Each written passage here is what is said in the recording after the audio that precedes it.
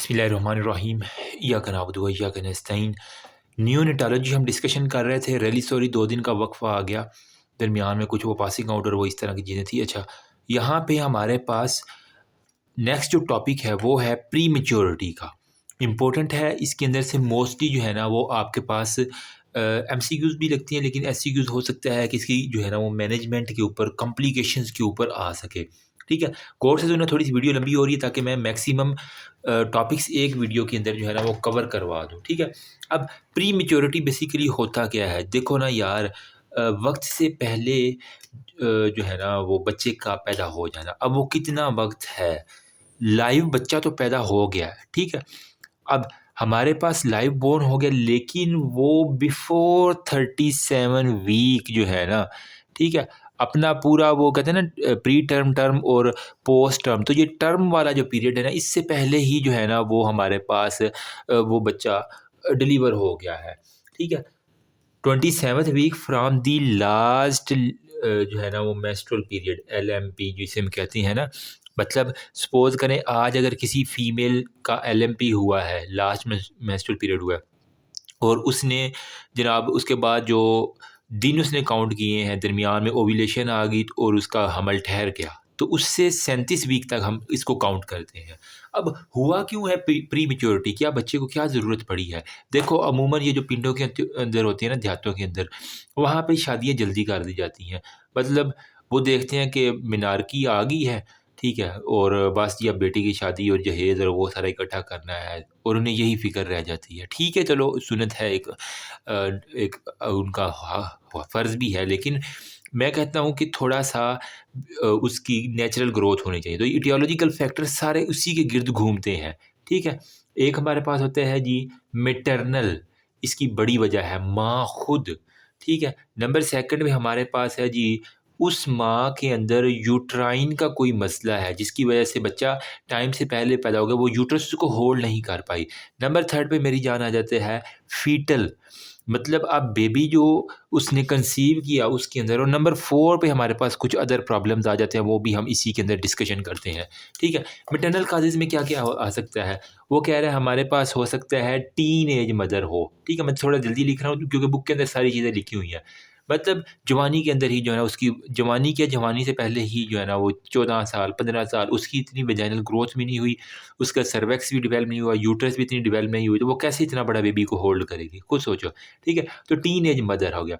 शादी कराने का तो बड़ा शौक होता है इन्हें, मतलब जल्दी-जल्दी, लेकिन फिर बाद में जो कॉम्प्लिकेशन होती हैं वो तबाह कर देती हैं इन्हें। फिर हो सकता है उसने ट्विन प्रेगनेंसी को अटेन कर लिया हो, मतलब एक दफ़ा प्रेगनेंसी उसको अटेन हुई है, लेकिन उसने टपा-टप अपना नहीं रोका और सेकंड एग भी ओव्यूलेशन की तरफ आ गया, या कुछ भी हो सकता है, वो मोनोक्लोनल या वो हम उसके अंदर नहीं जा रहे। हो सकता है उसकी सास उसे खाना ही ना पूरा देती हो, माल न्यूट्रिशन का शिकार हो वो माँ, ठीक? नंबर 4 पे हमारे पास वो खून की कमी हो उसके अंदर, एनीमिया हो। नंबर 5 पे वो किसी मेडिकल कॉलेज की हो गर्ल, जिसके अंदर वो जो स्मोकिंग कर के उसने अपनी तबाही लगाई हुई है। येस, मेडिकल कॉलेज में बहुत स्मोकिंग करती हैं गर्ल्स, मैंने अपनी लाइव आँखों से देखा हुआ, और कुछ केसेज़ भी मेरे पास आए जिसके अंदर वो गर्ल्स स्मोकिंग उनकी आदत नहीं छूट रही, ठीक है? फिर हमारे पास कुछ ड्रग अब्यूज़र्स होती हैं, मतलब उन्होंने प्रॉफ डेज़ के अंदर एम्फेटामिन पी लेनी है या कुछ इस तरह की, और फिर उनको लत ही लग जानी है शीशा पीने की, तो वो ऐसी चीज़ें होती हैं, वेप पी रही होती हैं बड़े फ़ख्र से। जो भी लड़की इन कामों के ऊपर फ़ख्र कर रही होती है ना, समझ लो उसकी तबाही है शादी के बाद, ठीक है? फिर हो सकता है कोई उसको क्रोनिक इलनेस हो सकता है खुदा ना ख़ास्ता उसको डायबिटीज़ का मसला हो, या फिर हमारे पास हाइपरटेंशन का मसला हो, ठीक है? या फिर उसको कोई भी वेजाइनल इन्फेक्शन चल रहा है पुराना, ठीक है? तो ये सारी की सारी बातें हैं। यूट्राइन में हमारे पास आपने गायनी के अंदर पढ़ा होगा, एक लफ़्ज़ है बाइकॉन्वेट यूट्राइन, यूट्रस की मुख्तलिफ जो है ना एब्नॉर्मल शेप्स होती है, उसके अंदर अगर हमारे पास बाइकॉन्वेट मतलब उसके 2 सींग अगर यूट्रस के यूँ करके निकले होते हैं, आप इसकी डायग्राम देख लीजिएगा, ठीक है? दरमियान में सेपरेशन और वो सारी चीज़ें, इसकी डिटेल में नहीं जा रहा। तो वो बाइकॉन्वेट यूट्रस हमारे पास अगर होगी तो उसके अंदर होगा, या फिर जो उसकी सर्वैक्स है, वो इतनी कॉम्पिटेंट ही नहीं है कि वो बेबी को होल्ड कर सके। बेबी ने यूँ ही टकराना तो क्रच करके डिलीवर हो जाना। तो उसकी जो है ना वो कह लें इनकॉम्पिटेंट सर्वैक्स है, ठीक है? इनकॉम्पिटेंट सर्वैक्स उसकी हो जाएगी। फिर हमारे पास है प्लेसेंटा प्रीविया, ठीक है? प्लेसेंटा प्रीविया क्या होता है? प्लेसेंटा नॉर्मल यूट्राइन पोजीशन पे लगने की बजाय कहीं वेजाइना के ऊपर लग गया, कहीं सर्विक्स के ऊपर लग गया, या कहीं ऊपर फ़्लोपियन ट्यूब के साथ जाकर लग गया। तो वो इसकी वजह से हमारे पास उसको प्रॉपर न्यूट्रिशन नहीं मिलेगी और वो कड़च करके नीचे, ठीक है? या अप्रप्शो प्लेसेंटा अपनी नॉर्मल पोजीशन से अप्रप्ट कर जाए, या फिर प्लेसेंटल डिसफंक्शनिंग होगा। तो मतलब प्लेसेंटा से रिलेटेड या यूट्रस से रिलेटेड जितनी प्रॉब्लम है आप यहाँ पे आप लिख देंगे, ठीक है? फिर हमारे पास आते हैं जब फीटल जो नौमौलूद है हमारे पास, हो सकता है वो फीटल डिस्ट्रेस के अंदर हमारे पास हो, उसको स्ट्रेस के अंदर कोई भी हाइपोक्सिक कंडीशन आ गई तो फीटल डिस्ट्रेस की कंडीशन हो सकती है, या फिर मल्टीपल गेस्टेशन भी एक बड़ी वजह है कि हमारे पास बार बार गेस्टेशन होने की वजह से वहाँ पे अब सारे मसल वीक हो चुके हैं वो सारे। हो सकता है बेबी के अंदर कोई ना कोई क्रोमोसोमल एबनॉर्मेलिटी हो जो उसको इस तरह रिस्पोंड करने में हेल्प कर रहा है। हो सकता है डाउन सिंड्रोम, कुछ ऐसे सिंड्रोम्स हैं जिनकी वजह से वो जल्दी एक्सपेल कर देता है बच्चा, या फिर हो सकता है एरिथ्रोब्लास्टोसिस फिटेलिस का वो पेशेंट हो सकता है, ठीक है? अब इसके अंदर आरएच इनकम्पैटिबिलिटी और वो सारे की सारी एबीओ इनकम्पैटिबिलिटी आप लिख देना, हो जाएगा इसमें। फिर अदर काज में क्या है, हो सकता है बेबी जो है ना वो पॉलीहाइड्रोमियाज का शिकार हो। पॉलीहाइड्रोमिया क्या होता है? जो अगर एमनियोटिक फ्लूइड उसका ज़्यादा हो तो बेबी के ऊपर वो प्रेशर डालता है और वो जल्दी जो है ना वो उसकी स्ट्रेस वाला माहौल बन जाता है। पॉलीहाइड्रोमिया की कंडीशन होती है। एक उसने लफ्ज़ दिया PROM, premature rupture of membrane, हज़-प्रोम इसको हम कहते हैं। तो ये भी हमारे पास जल्दी रप्चर होगी, जल्दी हो जाएगी। हो सकता है कोई ट्रॉमा हो, खुदा ना खास्ता उसका एक्सीडेंट हो गया रोड ट्रैफिक, तो उसके अंदर फिर उसको, या फिर कोई भी अटैच। अब प्रॉब्लम और कॉम्प्लिकेशन क्या होंगी? बच्चा तो हमने पैदा कर लिया और वो लाइव है। तो आप एज़ अ डॉक्टर साहब बैठे हुए हैं, तो आपके दिमाग में क्या-क्या चीज़ें ब्लिंक करनी चाहिए कि यार ये भी प्रॉब्लम बेबी के साथ हो सकती है, ये भी हो सकती है, ये भी हो सकती है। तो वो मैं यहाँ पे आपके साथ शेयर करने की कोशिश करता हूँ, ठीक है? अब देखो अ, उसने 2 कैटेगरीज़ के अंदर इसको प्रॉब्लम या कॉम्प्लिकेशन को डिवाइड किया हुआ है, ठीक है? तो यहाँ पे मैं उसकी कैटेगराइज़ेशन कर देता हूँ जिस तरह बुक के अंदर। एक हमारे पास होता है जी शॉर्ट टर्म, इमीडिएट या एक्यूट कॉम्प्लिकेशन, मतलब अभी पैदा हुआ तो अभी-अभी उसको क्या होगा? तो उसको हम कैटेगराइज़ करेंगे शॉर्ट टर्म, ठीक है? या फिर इसको मैं कहूँगा एक्यूट, या फिर इसको मैं कहूँगा इमीडिएट, ठीक है? इमीडिएट।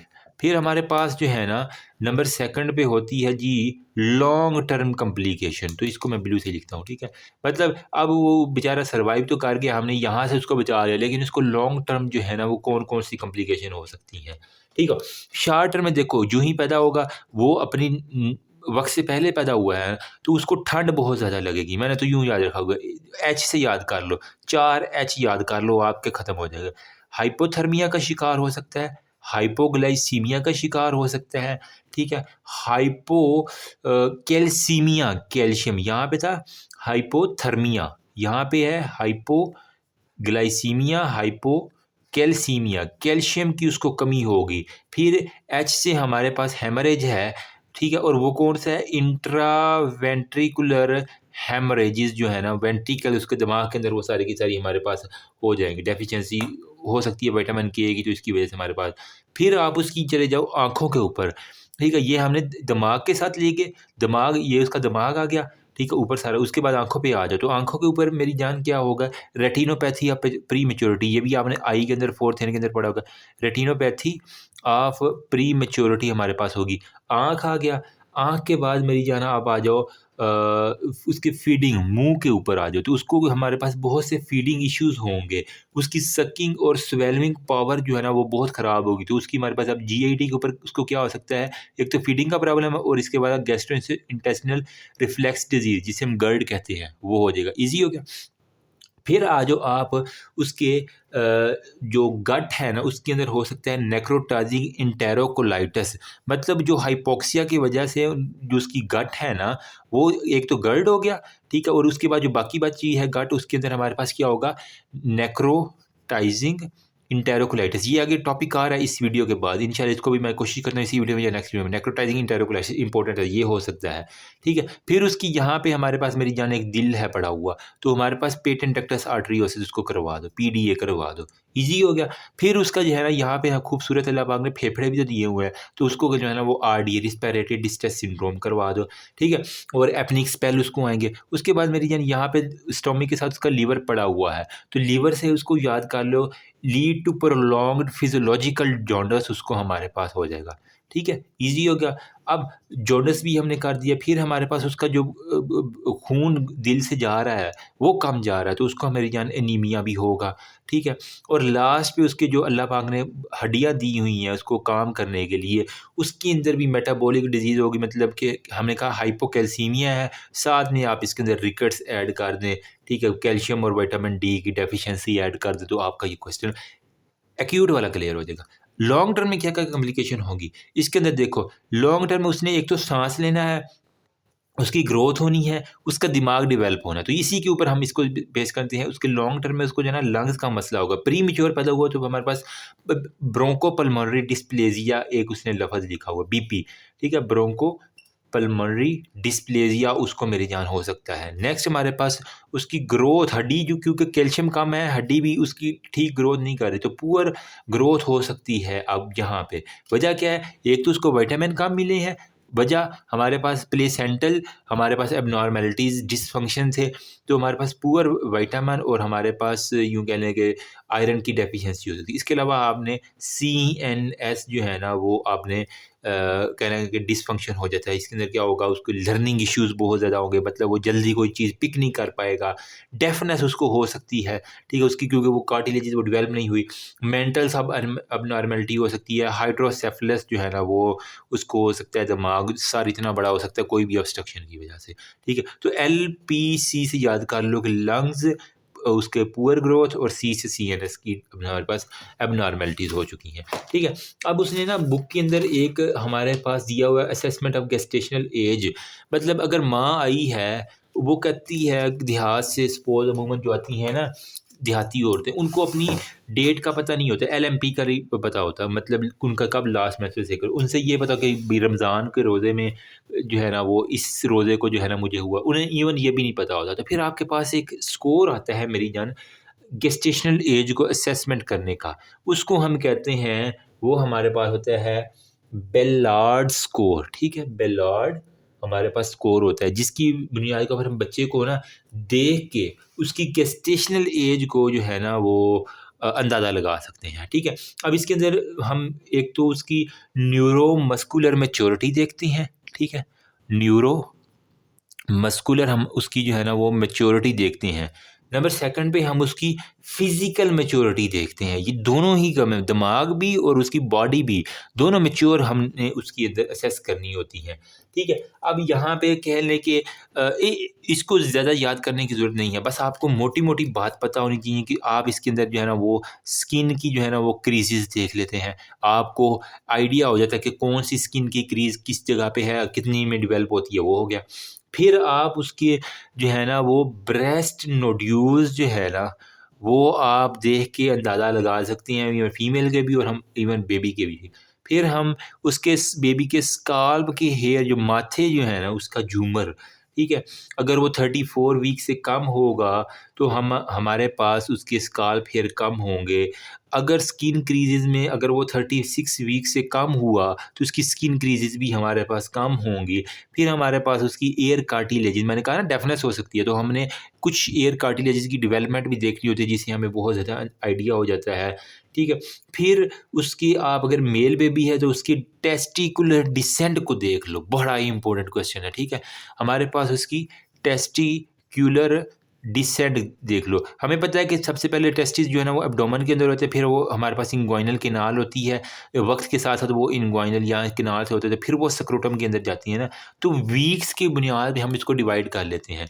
अगर तो अनडिसेंडेड टेस्टिस हैं, ठीक है? तो इसका मतलब है कि वो अभी 28 वीक का बेबी है, ठीक है? फिर अगर वो यहाँ पे इंग्वाइनल कैनाल रीजन में कहीं आपको मिल गया है, तो इसका मतलब है कि वो ऑल अराउंड 32 वीक्स का जो है ना वो मोर और लेस इसमें है, ठीक है? अगर तो वो यहाँ पे टेस्टिस के अंदर आपको मिल गया है, तो इसका मतलब है कि वो 37 से 40th वीक के अंदर जो है ना वो बच्चा पहुँच चुका है। तो इस तरह आप एज का अंदाज़ा लगा सकते हैं।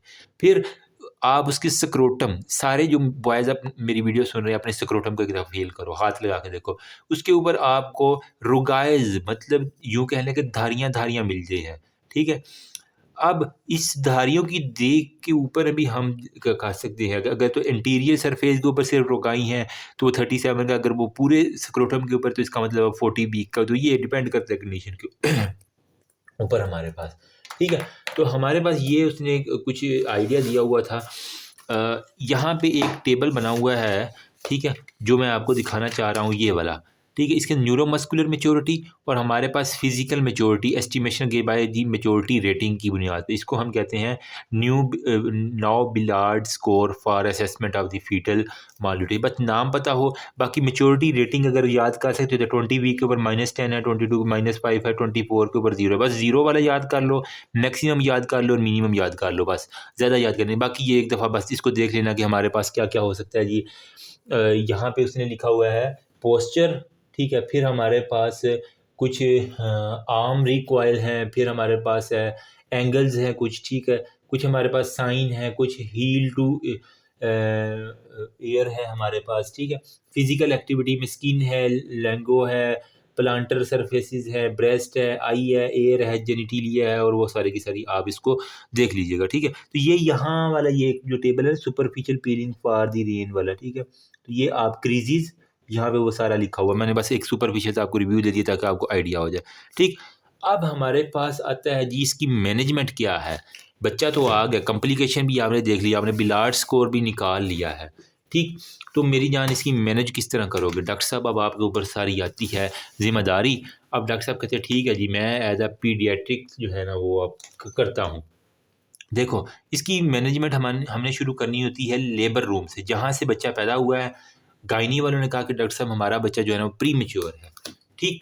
तो आपने मैनेजमेंट में एक तो डिलीवरी रूम के अंदर केयर करनी है, और फिर बर्थ के बाद जो केयर करनी है वो करनी है। तो जो ही आप डिलीवरी में आ जा सपोज़ करेंगे आप पीडियाट्रिशियन हैं, ठीक है। तो सबसे पहले ऐसा बच्चा जो है ना वो अटेंड किया जाएगा लेबर रूम के अंदर बाय पीडियाट्रिशियन के ज़रिए, ठीक है? जो हमारे पास बच्चों का डॉक्टर है ना, वो उसको आके देखेगा। फिर प्रॉपर रिसक्सिटेशन उसकी हमने करनी है, ठीक है? उसको रिसक्सिटेट करना है, उसके साँस, एयरवे, ब्रीथिंग, वेंटिलेशन वो मेंटेन करनी है। जितनी जल्दी हो सके डॉक्टर साहब उसके वाइटल साइन, हार्ट और उसका पल्स ऑक्सीमीटर के ज़रिए उसकी और सैचुरेशन और ऑक्सीजन सारी की सारी एज़ सून एज़ पॉसिबल।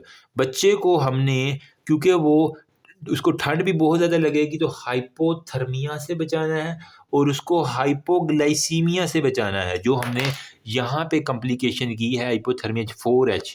इन चारों एच से हमने बचाना है। ना उसको हेमरेज होने देना है, ना कैल्शियम की कमी होने देनी है, ना हमने उसको सर्दी लगने देनी है, ना उसकी शुगर कम होने देनी है। तो ये चारों एच से उसको बचा देना है। फिर अगर तो उसका वेट 1 केजी से भी कम है, उसका आपने वेट किया और वो हमारे पास 1 केजी से कम था, ठीक है? तो इंक्यूबेट करो उसको, फिर हम वेंटिलेटर केयर के ऊपर एनआईसीयू, ये बेसिकली होता है NICU, neonatal intensive care unit. उसके अंदर हमने उसको शिफ्ट करके उसको फिर साथ में वेंटिलेटरी सपोर्ट लाजमी देनी है, ठीक है। मतलब 1 केजी का जितना होती है ना, एक मुर्गी आप अगर करवाने जाएं कभी बाज़ार में या मार्केट में या किसी स्टोर के ऊपर, तो एक मुर्गी जितना जो है ना वो यूँ कह लें उससे भी छोटा ये बच्चा होता है। आप अगर लाइव कभी देखने का मौका मिले तो ज़रूर देखना, ठीक है। ये हमारे पास होता है इसको। फिर अगर उसका वेट 1 केजी से 1.5 केजी के दरमियान है, ठीक है? तो फिर हम क्या करेंगे, उसको फिर भी हम एनआईसीयू में ही हम इसको शिफ्ट करेंगे न्यूनेटल इंटेंसिव केयर यूनिट के अंदर, और उसको ऑब्जर्वेशन करेंगे और उसके जितने भी पोटेंशियल मैनेजमेंट है वो हम करेंगे। फिर अगर तो बेबी का साइज़ गुड है, अच्छा है, तो फिर हम जो है ना उसकी सिर्फ़ एयरवे क्लोज़ करेंगे, उसको रैप करेंगे और उसको नर्सरी के अंदर जो है ना वो सिंपल शिफ्ट करके उसकी मॉनिटरिंग शुरू कर देंगे, ठीक है? ये तो थी हमने जो उसकी की हैं जी मेरी जान at the labour delivery room के ऊपर हमने जितनी भी जो है ना वो उसकी केयर करनी थी। अब आ जाती है आफ्टर बर्थ की केयर। अब मेरे पास जगह कम है, तो अगर आप इसका यार स्क्रीनशॉट ले लो ना तो मज़ा आ जाए। मतलब मेरे पास इसका मैं कहाँ पे लिखूँ, मुझे खुद नहीं समझ आ रही। आई थिंक मुझे इसको ना रिमूव करके एक साइड से बिफ़ोर डिलीवरी होगी है ना, अब आफ्टर डिलीवरी मैं आपके साथ शेयर करता हूँ। अगर किसी ने स्क्रीनशॉट लेना तो ले लो, मैं इसको यहाँ से रेज़ करने लगा हूँ। किधर गया मेरा डस्टर? आई थिंक ये वाली जगह हमारे पास ज़्यादा सूटेबल, इसको मैंने रेज़ कर दिया है। यहाँ पे हमारे पास है आफ्टर बर्थ जो है ना वो आपने बेबी की क्या-क्या केयर करनी है, वो अब आते हैं। एक तो उसका थर्मो न्यूट्रल एनवायरनमेंट, ना सर्दी उसे लगे ना उसको गर्मी लगे। नंबर 1 पे थर्मो न्यूट्रल आपने इन्वायरमेंट जो है ना वो उसका मेंटेन करना है। नंबर सेट पे सेट टेम्परेचर ऑफ इंक्यूबेटर, जिस इंक्यूबेटर के अंदर उसका रखा हुआ है उसको एक सेट कर दें और उसके अंदर ह्यूमिडिटी का लेवल जो है ना वो आपने 70% रखना है। ये ना हो कि इंक्यूबेटर के अंदर बच्चा वैसे ड्राई हो जाए, वो डिहाइड्रेशन का शिकार हो जाए। इसके लिए भी हम क्राइटेरिया होता है। आपने सबसे पहले बेबी का वेट करना, अगर वो 2 kg से बड़ा है, ठीक है, अगर जितना वज़न बढ़ता जाएगा उतना आपने टेम्परेचर कम रखना है। जितना उसका वज़न कम है उसको ज़्यादा सर्दी लगेगी, उसका टेम्परेचर ज़्यादा रखना है, ठीक है। तो टेम्परेचर यूँ कह लें कि इन्वर्सली प्रोपोर्शन है उसके वेट के, ठीक है। अगर उसका वेट कम है तो हमने टेम्परेचर ज़्यादा रखना है, उसको सर्दी ना लग जाए। अगर 2 kg का है या इससे ज़्यादा है तो आपका टेम्परेचर है 31 से लेके हमारे पास 33 डिग्री सेंटीग्रेड तक इंक्यूबेटर का पीरियड, ठीक है। फिर अगर उसका 1.5 kg से 2 kg के दरमियान वज़न है तो वो आप 32 से 34 डिग्री के दरमियान करेंगे। फिर अगर यूँ कह लें कि हाँ, 1.5 है ना, तो 1.5 का भी आप 1 से 1.5 kg फिर ले जाओ, फिर हम यहाँ पे ले जाओ 1 kg से भी कम। अगर 1 से 1.5 kg का है तो उसके अंदर आपने 32 से 35 डिग्री सेंटीग्रेड तक उसका टेम्परेचर रखना है। फिर अगर वो 1 kg से कम है तो फिर हमारे पास 35 से 37 तक का, ठीक है? जितना नॉर्मल बॉडी टेम्परेचर है उसके मुताबिक रखना है। देखो, जहाँ पे बच्चे का वेट किलो से भी कम होता जा रहा है, हमने टेम्परेचर बढ़ा दिया। यहाँ पे 2 kg है तो हमने टेम्परेचर कम कर दिया। वजह क्या है उसकी? क्योंकि वो स्किन की थिकनेस और वो सारी मैटर करती है, इस लिहाज से हमने इसको एडजस्ट किया। फिर आपने रेडिएट हीटर्स भी आपने इवन यूज़ कर लेने होते हैं। कुछ हमारे पास रेडिएंट हीटर्स होते हैं, वो आप यूज़ करेंगे। बच्चे को प्रॉपरली रैप करेंगे। अब ये सारी दाइयों वाली बात है, जी नानी दादियों वाली। उसको रैप करके अच्छे से उसको जुराबें पहना दें, ठीक है, उसको कैप पहना दें, ठीक है, ये सारी की सारी। और मॉनिटर फॉर हाइपोग्लाइसीमिया, उसको शुगर कम नहीं उसकी होने देनी, हाइपोनेट्रीमिया नहीं होने देना, और इसके अलावा हाइपरकेलीमिया नहीं होने देना, पोटाशियम उसका लेवल ज़्यादा नहीं होना चाहिए, ठीक है। और O2 की एडमिनिस्ट्रेशन उसकी रखनी है, लेकिन उसको भी 40% से ज़्यादा नहीं करना वहाँ, वरना वहाँ पे ब्रोंकोपल्मोनरी डिस्प्लेसिया हो सकता है या फिर रेट्रोलेंटल फाइब्रोप्लेजिया हो सकता है। इसके अलावा आपने फ्लूइड और इलेक्ट्रोलाइट्स वो सारे के सारे उसके बैलेंस रखने हैं। फीड दी बेबी, इवन अगर वो ओरली ले सकता है तो ओरल दे दो, या फिर उसको जो है ना वो आप ट्यूब के ज़रिए फीड करवा दो। विटामिन के सप्लीमेंट आदमी लाज़मी देने हैं, ठीक है। इसके अंदर विटामिन के कोई ड्रॉप होते हैं जिसके अंदर vitamin A, B, C, D, E और हमारे पास के, ठीक है। ये विटामिन के जो है ना ये सारे इंपॉर्टेंट हैं। फिर आपने उसको इन्फेक्शन से बचाना तो एंटीसेप्टिक मैनेजमेंट लाज़मी करनी है। फिर आपने अर्ली डिटेक्शन एंड मैनेजमेंट, जितनी भी कॉम्प्लिकेशन आ रही है उसको अर्ली डिटेक्ट करना है। और उसका हमने क्या करना है, डिस्चार्ज आप इस बच्चे को कब करेंगे? आप कब कहेंगे माँ को लाओ जी, अब घर जाके आप खुशियाँ मनाओ, उसको अच्छे से दूध पिलाओ और अपने हस्बैंड के साथ एंजॉय करो बच्चे अपने को, जो तुमने सुहाग रात वाले दिन किया था अब इसका जाना। तो बच्चे को मेरी जान डिस्चार्ज कब करोगे? ये मेन क्वेश्चन है। देखो, जब बच्चा आपके अंडर आ गया है ना, अगर infant should be feeding by nipple, अगर वो फीमेल के ब्रेस्ट से खुद ही हमारे पास सकिंग कर रहा है, इसका मतलब है बेबी अब खा पी लेगा, ईज़ी है, कोई सीन नहीं, जाने दो उसको। अगर वो वेट गेन कर रहा है डेली बेसिस पे 10 से 30 ग्राम पर डे, उसका वज़न बढ़ रहा है, आपने जो है रात को 12 बजे तोला, फिर अगले दिन 12 बजे तोला रात के, ठीक है, तो उसका 30 केजी 30 ग्राम जो है ना वज़न, ग्राम कितना होता है? इतना सा ग्राम होता है, ठीक है, वो वज़न बढ़ गया। या यूँ कहने का जितना एक होता है ना 3-4 अंगूर के दाने, ये 10 ग्राम के अंदर आएँगे, 30 ग्राम के अंदर, ठीक है।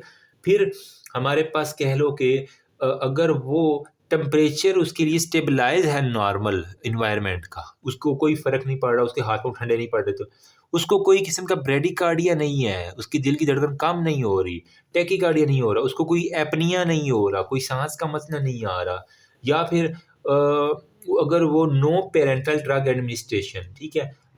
से मुँह से जो है ना वो ओरली, अगर माँ भी जो है ना वो ओरली ले रही है, खा पी रही है, माँ भी ठीक है, तो फिर जाने की या ना रहने की कोई ज़रूरत नहीं है, ठीक है? उसको जाने दो। तो ये है हमारे पास कंप्लीट न्यूनेटोलॉजी के अंदर हमारे पास प्री मैच्योरिटी का होपफुली कुछ ज़्यादा नहीं तो कुछ ना कुछ आपको इससे फ़ायदा हो। नेक्स्ट हमारे पास रिस्पिरेटरी डिस्ट्रेस है, या इसको हम हाइलेंड मेम्ब्रेन डिजीज़ कहते हैं, वो नेक्स्ट वीडियो में जिसकी ज़रूरत नहीं क्योंकि वीडियो काफ़ी लंबी है, अपलोड करने में मसला होगा। If you have any query after लो, यू आर ऑलवेज़ वेलकम। बताना मज़ा आया कि नहीं आया मेरे निमोनिक्स। अभी ऑलमोस्ट रात के 1 बज रहा है, ठीक है, और मैं ये वीडियो बना रहा हूँ, मुझे टाइम ही अभी मिला है। Anyways thank you so much, अल्लाह हाफ़िज़।